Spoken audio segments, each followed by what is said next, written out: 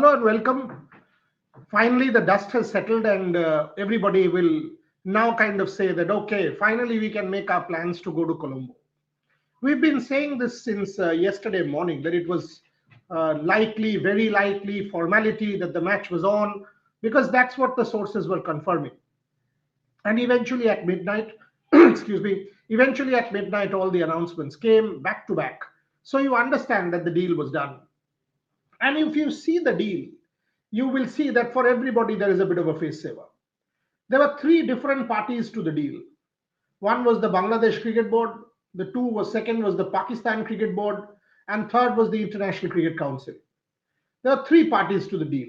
Bangladesh needed a face saver desperately. They wanted to go back and tell their people that no, they are not losing money, despite their obstinacy to not play the World Cup, which is, by the way, the biggest blunder. And they haven't been able to safeguard their place. They have missed out the rights to play the World Cup. They have something to fall back on. What is that something? No monetary loss, no penalty, no compensation will have to be paid. And they have been given the rights to host an ICC event between 28 and 31. Possibly they will get the rights to host the under 19. Now that's what Bangladesh will go and say, this is our face saver. That, okay, we have not been penalized. We will not have to pay any extra money. We will not have to kind of think about bilateral tours getting cancelled. We will not have to think about international players not getting NOCs to come and play our Bangladesh Premier League. So we have been able to safeguard our interest from that standpoint. So we have a bit of a face saver. That's Bangladesh. Now Pakistan. Pakistan is an interesting case. Pakistan from the first instant was saying that we are doing it in solidarity with Bangladesh. At 10 p.m., Aminul Islam Bulbul puts out a press release where he himself tells Pakistan, please go and play. Now imagine solidarity with Bangladesh and boycott. Bangladesh says go and play. Pakistan will say, what is our face saver? You know, they got a letter from the Sri Lankan board. They got a letter from the Emirates Cricket Board. They had a visit from Bangladesh and of course ICC. So they were kind of ring fenced. Bangladesh saying go and play because otherwise Bangladesh would lose monetarily. Sri Lanka said please play because otherwise we will lose tourism, hospitality and other kinds of money. Emirates Cricket Board says please go and play because otherwise the associate member countries stand to lose a lot of money. So Pakistan was kind of ring fenced by all these members. Pakistan, the grand posturing is, oh, we are doing it for world cricket, as you've seen from the release. I have been saying this, that this was their only way out. This was their only face saver. Otherwise, there was nothing that they could fall back on in terms of tangible benefits. Nothing on the table. No bilaterals, no trilaterals, no nothing on the table except the fact that Bangladesh, no compensation in one event.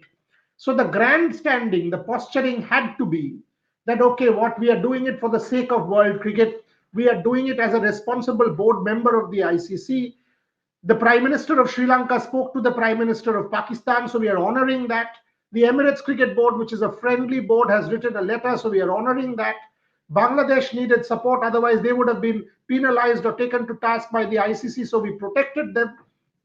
So in every sense, the posturing was the face saver. What is the face saver? That we've been able to do this for the sake of world cricket. Look, we've protected Bangladesh. Look, we've tried to help Sri Lanka. Look, we've tried to help the United Arab Emirates. Coming back to the ICC now. The ICC too has its way. They wanted the India-Pakistan match to go on with the least compromise. And they have got their way. The match is indeed going to go on. That announcement is formal. ICC sponsors are happy. Fans will now travel to Sri Lanka. Hotel prices have skyrocketed since last night. I tried checking this morning. Hotel prices have doubled and tripled next to the stadium. I would urge you to go and check any hotel booking site in and around the Premadasa and you will know what I'm talking about. Prices have skyrocketed since midnight last night. So the ICC too has their way. Flight prices will also go up, by the way. The ICC has their way because they wanted the match to go on. They needed to salvage the tournament. They needed to make sure that world cricket was not disrupted. They needed to make sure that every grid was covered, that nobody can allege, that ICC is behaving in an ad hoc manner. They had to take care of governance and they did that to perfection. Pakistan on board going and playing, Bangladesh happy with that one. So they've managed that compromise formula very well with very little to give. All they've given is no compensation for Bangladesh. in the sense Bangladesh will not have to pay any penalty.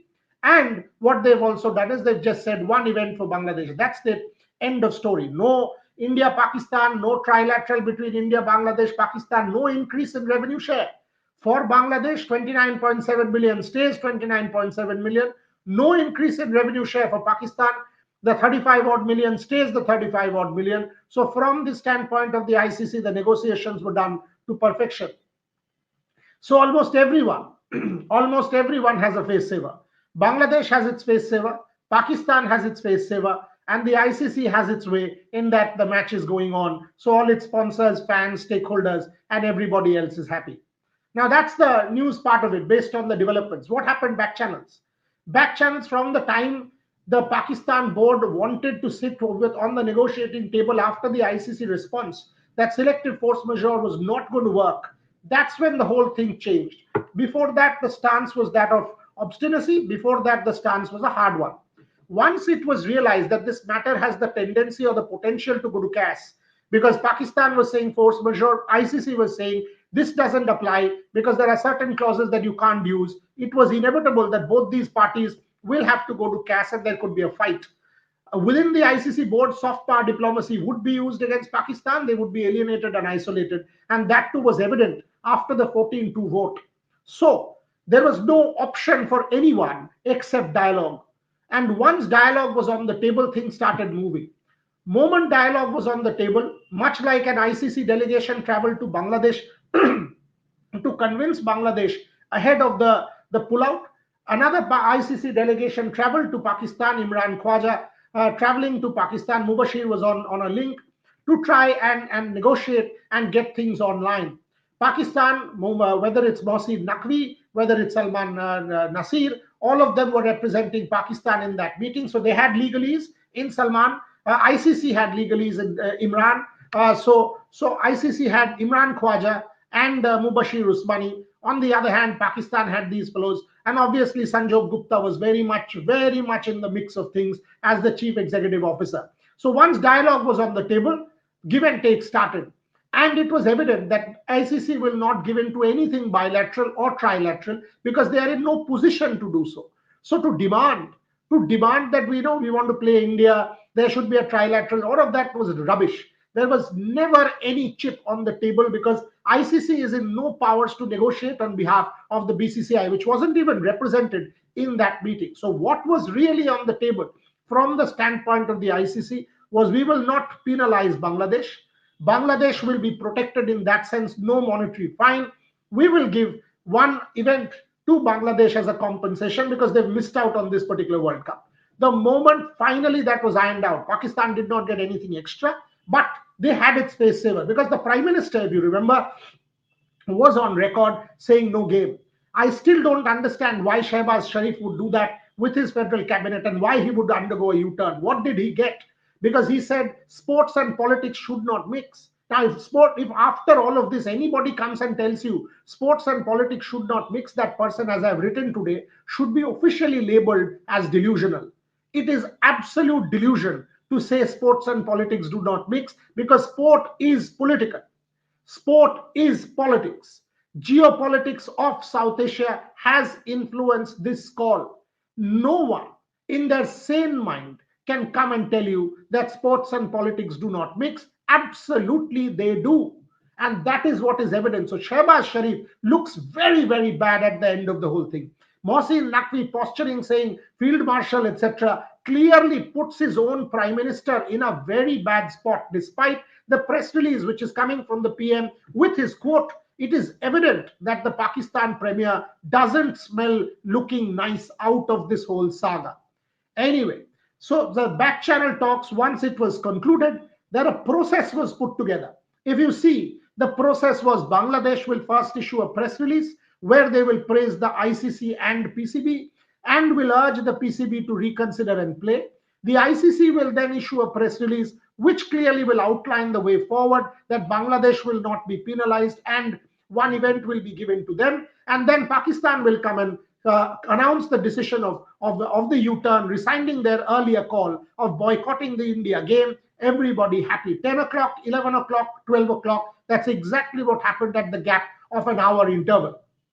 That's how the whole thing was orchestrated at the back channels. That's how the diplomacy was orchestrated and pulled off. And finally, we have the game that is going on. In this entire saga, according to me, Bangladesh is the loser, because Bangladesh, when you check the Mustafizur Rahman issue, which started this whole saga, it was a fight with the BCCI.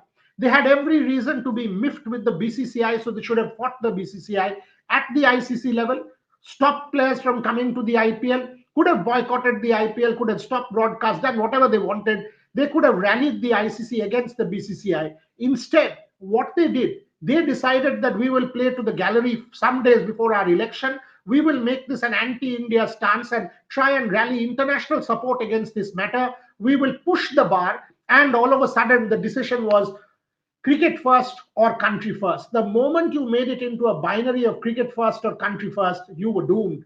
You made the fight against the BCCI a fight against the ICC. You made the fight against the BCCI a fight against the entire world cricket. And the moment you did that, you actually held the World Cup to ransom.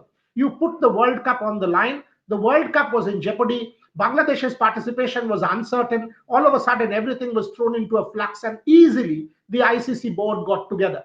Bangladesh made the humongous blunder of doing that, and they had no option after that. They pulled out, saying we will not travel to India. The matter was put to vote, and they lost 14-2. ICC has said they can go to the disputes resolution. They will yet again lose in the disputes resolution, because this is an ICC board decision. So Bangladesh has opportunity, and by the way, Bangladesh will not even take it to disputes resolution, because the Bangladesh board or the board of directors did meet, and they decided not to escalate the matter further. And now, with the ICC giving them the hosting rights of one tournament between 2028 and 2031, Bangladesh will no longer take this matter any further. So when I look back, the first and foremost call that one has to say was a blunder was the Bangladesh call of pulling out and putting ICC in a spot and saying, oh, you know what, we will not participate over the Mustafizur Rahman issue. In trying to push the BCCI into a corner, they made the fight one against the International Cricket Council and against the entire cricketing world. Pakistan tried to salvage the situation for them by stepping up and holding their hand, because in 2 days there is the Bangladesh elections. 1 month ahead of the Bangladesh election, this suited Pakistan's political interest. Sport and politics always mixed. It was the larger geopolitics of South Asia which prompted Pakistan to hold Bangladesh's hands and make the case that it did, that unjust treatment has been meted out to Bangladesh, and this should not be done. We are in solidarity, and we have decided to selectively boycott. Here's what the problem was. Once Pakistan said selective boycott, and they went into a deep dive, they realized that as a result of the boycott, the country that will lose out the most was Bangladesh. Their money would be stopped by the ICC, and Pakistan's share of revenue will also fall. ICC share of revenue will fall, which means that the money that Bangladesh is owed from the ICC revenue will also fall. Sri Lanka stepped in, UAE stepped in, so Pakistan realized that the selective boycott call wasn't going to work. So Bangladesh, and they had already pushed Bangladesh into a point of no return. So this is how the whole saga panned out. It was acutely political from the start. With Bangladesh elections in a couple of days, Pakistan now has the thing to posture that, oh, you know what? And if you see the press release, Bulbul thanking Naqvi, Naqvi thanking Bulbul, and there is a bonhomie between Pakistan and Bangladesh, clearly acutely political ahead of the Bangladesh national elections due on the 12th. So this is how the whole saga played out. ICC played its cards well. The larger geopolitics of South Asia influenced the call. Commercial considerations eventually trumped every political consideration, and it is evident to one and all that sport and politics and commerce go hand in hand in the larger cricketing world, and of course in South Asia. For fans, it's good news that India will play Pakistan on the 15th. So if you've got a ticket, if you're traveling to Sri Lanka, brace yourself and start your planning, because eventually the match is going on. Today, Pakistan will play the United States. That will be an important match. Last time round, they had lost that match against the US. Shomit Chakraborty will be there in Sri Lanka, is already there in Sri Lanka to cover that match. That's the kind of chronology. We will keep you updated. We've broken every story On this particular matter, you will agree every nuance, every detail has been broken by Revsportz, either in Bangla or in Hindi or in English. We will continue to do so. Thank you very much for watching.